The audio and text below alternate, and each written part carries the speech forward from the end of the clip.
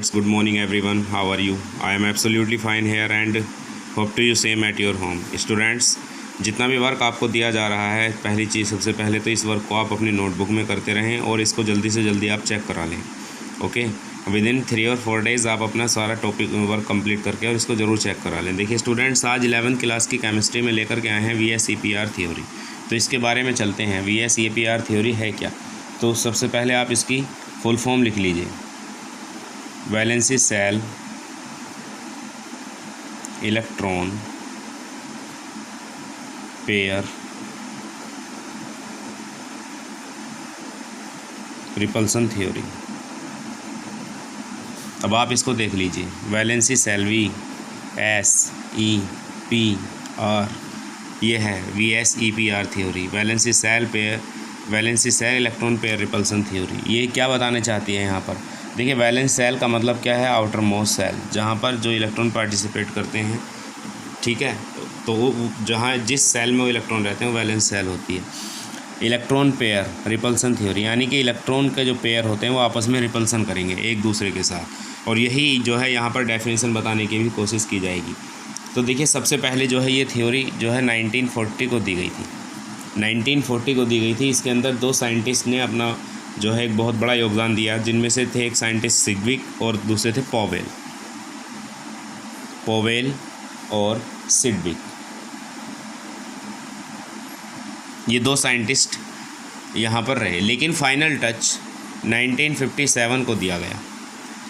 Starting Powell और Sidgwick ने की थी, लेकिन जो एक फाइनल टच देना था इसको वो 1957 को दिया गया, जो कि ग्लैस्पी और नाइहोम 2 साइंटिस्ट ने इसको कंप्लीट करने के लिए दिया. तो देखिए, अब ये बात आ जाती है कि जी ये थ्योरी कहती क्या है? Valency cell electron pair repulsion theory क्या बताना चाहती है? तो देखिए, मैं आपको एक बात बता दूं पहले ही कि जब कोई सेंट्रल एटम होता है, सपोज दैट कि ए है, ये एक सेंट्रल एटम है और इसके चारों तरफ जो हैं इलेक्ट्रॉन पेयर्स हैं. सपोज दैट ये इलेक्ट्रॉन पेयर्स हैं. ठीक है. तो valency cell electron pair repulsion को तो ये खुद फॉलो करा रहा है. ये देख लीजिए, रिपल्सन खुद बता रहा है. तो यहाँ जो इलेक्ट्रॉन पेयर्स आपके नज़र आ रहे हैं आपको, तो these electron pairs always try to repel to one another and going to apart from one another, और एक दूसरे से काफ़ी दूर चले जाते हैं. So that there will be no repulsion is take place again, जिससे क्या दोबारा और कोई रिपल्सन ना हो सके. ठीक है, दोबारा से सुन लीजिए. और फिर क्या होता है, जिससे क्या है, जो मॉलिक्यूल होता है वो मिनिमम एनर्जी, जिसके पास में फिर मिनिमम एनर्जी होती है और मैक्सिमम स्टेबिलिटी होती है. मैक्सिमम स्टेबिलिटी कब होगी? जब किसी भी मॉलिक्यूल के पास में जब मिनिमम एनर्जी होगी. ध्यान रखना, मिनिमम एनर्जी जितनी कम एनर्जी किसी मॉलिक्यूल पर होगी, वो मॉलिक्यूल उतना ही ज़्यादा स्टेबल होगा.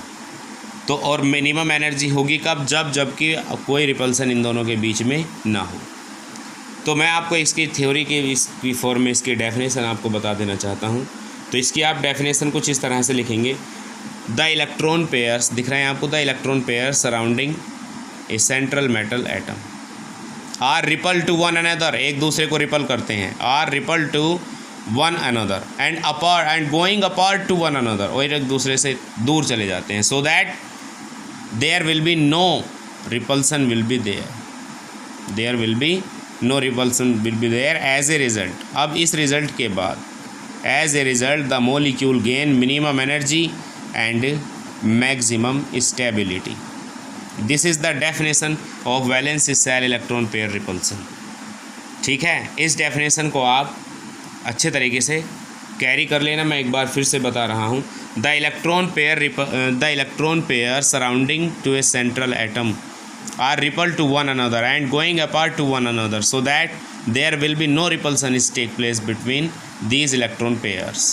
As a result, the molecule have minimum energy and maximum stability. This is called valence cell electron pair repulsion theory. तो इसको आप कैरी कर लीजिएगा. अब इसके कुछ पॉइंट्स हैं, ये कुछ अपने पॉइंट्स बताना चाहते हैं. इसके अकॉर्डिंग क्या क्या ये बताना चाहते हैं. तो देखिए, सबसे पहले मैं आपको बता दूं कि ये कहना चाह रहे हैं, ये बताना चाहते हैं कि जब किसी भी मॉलिक्यूल के पास 2 एटम्स होते हैं सेंट्रल एटम को छोड़कर, सेंट्रल एटम के अलावा, तो उसकी जो शेप होती है वो लीनियर होती है। एक बात तो ये बताना चाहते हैं when the molecule have 2 atoms other than central atom their shape is always linear. उनकी जो शेप होती है वो हमेशा लीनियर होती है। और मैं आपको बता दें, दूसरे पॉइंट में ये बता रहे हैं कि सच मॉलिक्यूल्स, ऐसे molecules which have 3 atoms, such molecules which have 3 atoms other than central atom, then only one of them, one of the atom is surrounded by, one of the atom is surrounded by the electron pairs and that is called, ये surrounded by the other atoms, that is called central atom। यानी कि अगर कोई भी species more than 3 और मोर atom अगर किसी species में होते हैं तो एक एटम उनके अंदर ऐसा होता है जिसको बाकी और सभी एटम घेरे रहते हैं, जिसे हम सेंट्रल एटम कहते हैं। ये हो गई आपकी 2 बातें हो गई हैं यहाँ पर। और 3rd नंबर पर मैं आपको बताना चाहता हूँ कि जब कोई भी सेंट्रल एटम है और सेंट्रल एटम वो एक ही टाइप के इलेक्ट्रॉन पेयर से घिरा हुआ है, एक ही टाइप के मतलब लोन पेयर और बॉन्ड पेयर से, यानी चाहे वो लोन पेयर से घिरा हुआ हो चाहे वो बॉन्ड पेयर से घिरा हुआ हो, लेकिन होना चाहिए वन टाइप से ही, होना चाहिए वो वन टाइप से ही, चाहे या तो लोन पेयर ऑफ इलेक्ट्रॉन्स हो या बॉन्ड पेयर ऑफ इलेक्ट्रॉन्स हो। जब वो इनसे केवल एक टाइप के एटम से घिरा रहता है, और स्पेशली आप जो है बॉन्ड पेयर कहिए, when the central atom is surrounded by a bond pair of electrons then such type of molecule have a symmetrical shape, तब उसके पास में एक सिमेट्रिकल शेप होती है। Try to understand what I want to say.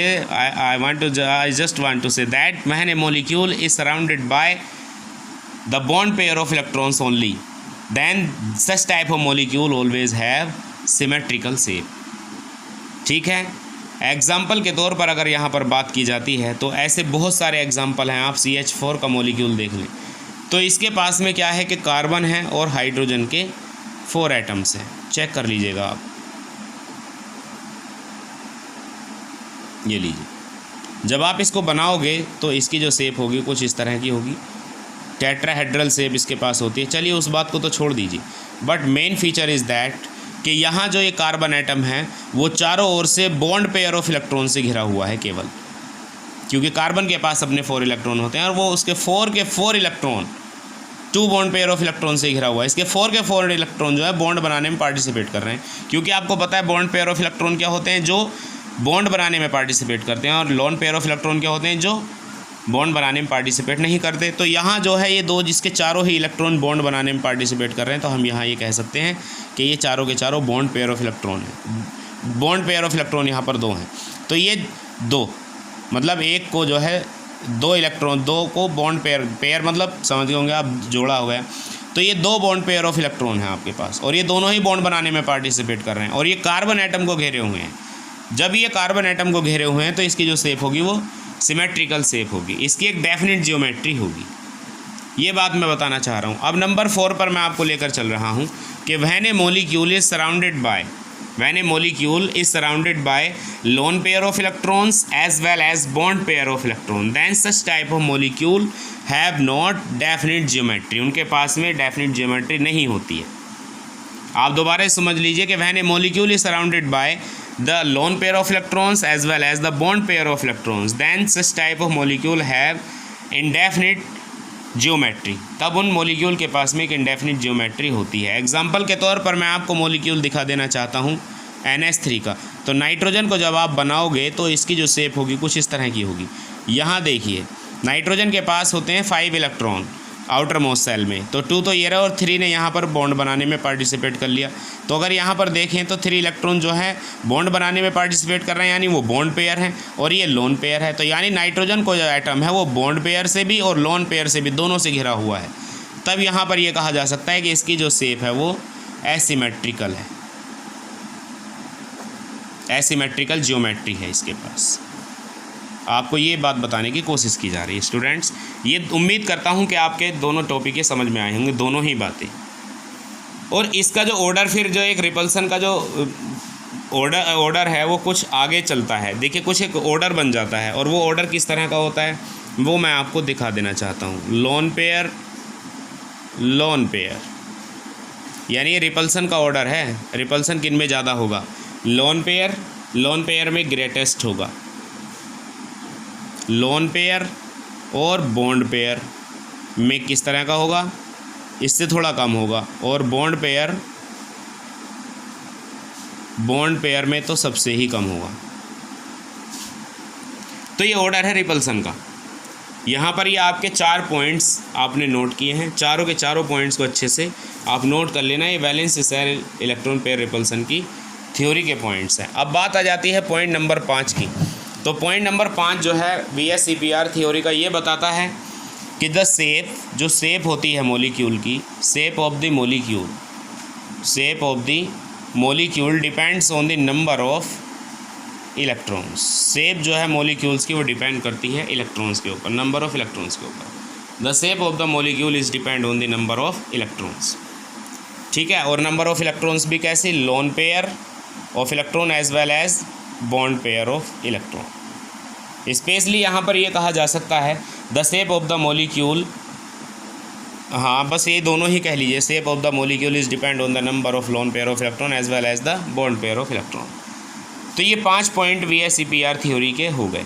अब देखिए यहाँ पर क्या है कि अब मैं आपको दिखाना चाहता हूँ कुछ मॉलिक्यूल्स की शेप। तो कुछ मॉलिक्यूल्स की शेप जो है मैं आपको अब दिखाऊंगा एग्जांपल के तौर पर। पहले ये समझ लीजिए कि जब total number of electron pairs हों 2, ऐसी कंडीशन में जब आपके पास में 2 लोन पेयर, 2 जो हैं 2 इलेक्ट्रॉन पेयर्स हैं, मैंने पहले ही बताया था कि 2 इलेक्ट्रॉन्स पेयर्स हों अदर दैन सेंट्रल एटम, तो उनकी जो शेप होती है वो लीनियर होती है। ये बात भी आपको बताई गई थी। तो इस कंडीशन में जब आप देखेंगे तो आप के लिए एग्जांपल के लिए BeCl2 का आप यूज़ कर सकते हैं। जब आप इसको बनाएंगे तो Be को आप मान लीजिए A और Cl को मान लीजिए आप B, और Cl के आपके 2 हो गए B। समझे आप? अब जब ये A है, A सेंट्रल है, और B क्या है? बॉन्ड पेयर है। ये दोनों ही B का मतलब यहाँ पर बॉन्ड पेयर से है, तो तब ये AB2 का बन जाएगा, AB2। अब इलेक्ट्रॉन्स कितने हैं यहाँ पर? दोनों के बीच में जो है एक इक्वल रिलेशनशिप बन जाएगी। ये रहे इलेक्ट्रॉन आपके 2। ठीक है, तो इस तरह के और भी एग्जांपल हैं जो लीनियर शेप शो करते हैं, जैसे एग्जांपल BeCl2, जैसे HgCl2। ये सब लीनियर शेप शो करने वाले हैं। लीनियर शेप इनकी सभी की होती है। ऐसे ही आप देखना चाहें तो ये तो AB2 टाइप का हो गया, आप चाहें तो AB3 टाइप का देख लीजिए। AB3 टाइप में क्या होना चाहिए? A मतलब सेंट्रल है यानी कि B हो सकता, B मतलब Cl हो सकता, और उसके भी 3 BCl3। और BCl3 की शेप आप कैसी बनाओगे? A आप बीच में ले लीजिए और B के 3 एटम हैं। B मतलब Cl से है, B मतलब बॉन्ड पेयर ऑफ इलेक्ट्रॉन से भी है। तो यहाँ पर जब आप इनकी शेप बनाएंगे तो वो इस तरह की शेप बन करके आपके पास आएगी, जो कि कैसी है? ट्रायंगुलर प्लेनर है, ट्राइगोनल भी आप इसको कह सकते हो। तो इस तरह की शेप आपकी बन करके आएगी। ठीक है, और आगे भी आप चल सकते हैं, कुछ और भी शेप आप बना सकते हैं। एग्जांपल के तौर पर AB2L टाइप की, मतलब क्या है इसका? ये तो सेंट्रल एटम है, यानी बॉन्ड पेयर ऑफ इलेक्ट्रॉन 2 होने चाहिए और एक लोन पेयर ऑफ इलेक्ट्रॉन भी होना चाहिए। तो इसको बनाएंगे आप जब AB2L, यानी जिसके अंदर जो है एक शेप कम से कम एक लोन पेयर ऑफ इलेक्ट्रॉन बच जाए, तो उसके लिए आप देख सकते हैं SO2 का एग्जांपल। S क्या है यहाँ पर? S = A और O = B। S अकेला है और ऑक्सीजन के 2 एटम हैं आपके पास, ये लीजिए। सल्फ़र के पास में 6 इलेक्ट्रॉन होते हैं, तो जब आप इसकी शेप बनाएंगे तो सल्फ़र की शेप ये बन गई, लाइक दिस, या कोऑर्डिनेट बना लो। लेकिन अब सल्फ़र के पास में एक लोन पेयर ऑफ इलेक्ट्रॉन बचा ना बचा, ये इसके लिए कह रहे हैं। ये लोन पेयर ऑफ इलेक्ट्रॉन है जो इसकी शेप को इस तरह का बना देगा, और क्या बन जाएगी इसकी शेप? V शेप या बेंट। तो इस तरह से इनकी शेप आपको कैलकुलेट करनी है। ये स्टूडेंट्स VSEPR थ्योरी के अकॉर्डिंग शेप आपकी आ रही है। AB किस टाइप का आ गया है? AB2L टाइप का आ गया। और भी कई तरह टाइप के आपके जो है स्ट्रक्चर बन सकते हैं। एक केवल AB4 टाइप का ही बन सकता है, AB4, जिसमें आप मीथेन ले सकते हो। पीछे बना के दिखाया सारे इलेक्ट्रॉन बॉन्ड पेयर। ठीक है, तो ये सारी चीज़ें जो है आप अच्छे से क्लियर कर लीजिएगा। Thank you and have a nice day students. Good morning everyone.